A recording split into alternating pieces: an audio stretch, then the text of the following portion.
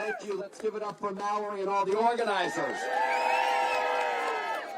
So we're here to say loudly and clearly, hands off the arts. Can we say that together? Hands off the arts.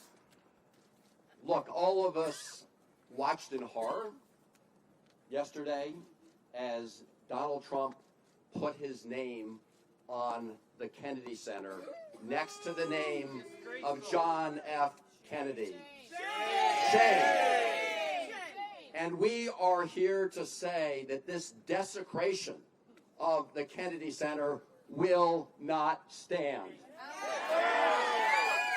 Mark my words, whether it's a matter of weeks or months, Donald Trump's name will come down off of the Kennedy Center. I know that because the American people won't stand for it, and because it was a blatantly illegal act that was taken by the board. This board that was handpicked by Donald Trump conspired to violate the law, and they need to be held accountable too. Because the law is very clear that this memorial was named after John F. Kennedy. Yes, that's right. One of my earliest memories was going with my father to the rotunda of the United States Capitol to see the casket of John F. Kennedy lying in state. And this memorial was dedicated in his honor because of the fact he was a great president, but also part of what made him a great president was recognizing the importance of the arts in our culture. Donald Trump does not believe in the arts, and we will not allow him to soil the name of the Kennedy Center.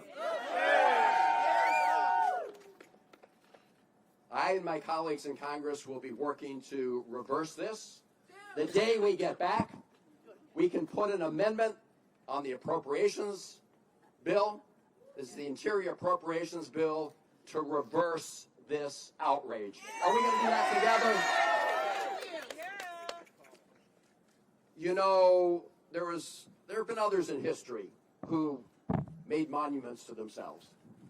One of them was Mussolini. He built statues all over Italy in his name. Do you know where those statues are right now? They've come down and they are in the dustbin of history, and this will be in the dustbin of history, Donald Trump's name and his work. Look, this is a man who looms large in his own mind, but he's getting smaller and smaller in the minds of the American people. And so what does he do? What does a megalomaniac do? He puts his name next to that of John F. Kennedy to try to build himself up. Are we going to let that stand? Hell no, we're not going to let that stand. He's also somebody who wants to put his name up everywhere, right? I mean, what's next? The Trump-Washington Monument? Right? The Trump-Lincoln Memorial? But that's what Donald Trump thinks of himself. He thinks he's among the greats when he is just a very small man. And it's up to us to push back, because this is part of a larger story to protect our democracy and the rule of law. Right? We've seen Donald Trump now put his name up on the Institute of Peace. Boo! We've seen him tear down the East Wing and then talk about building a ballroom where he's going to sell out the building to the names of the highest bidders. One of the statements that John F. Kennedy made that's inscribed on this great building is the following: this country cannot afford to be materially rich and spiritually poor. That was what John F. Kennedy said, and he was right. He understood the importance of the arts. All of you understand the importance of the arts.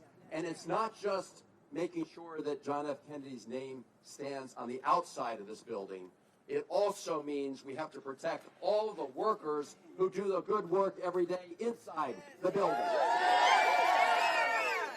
And from day one, the Trump goons came in and took a wrecking ball to the workers, took a wrecking ball to the unions, and we're all going to stand up not only on behalf of getting Trump's name off of this building, but making sure that the workers who help bring the culture and the arts to the American people are respected and protected. So we've got a lot of work to do.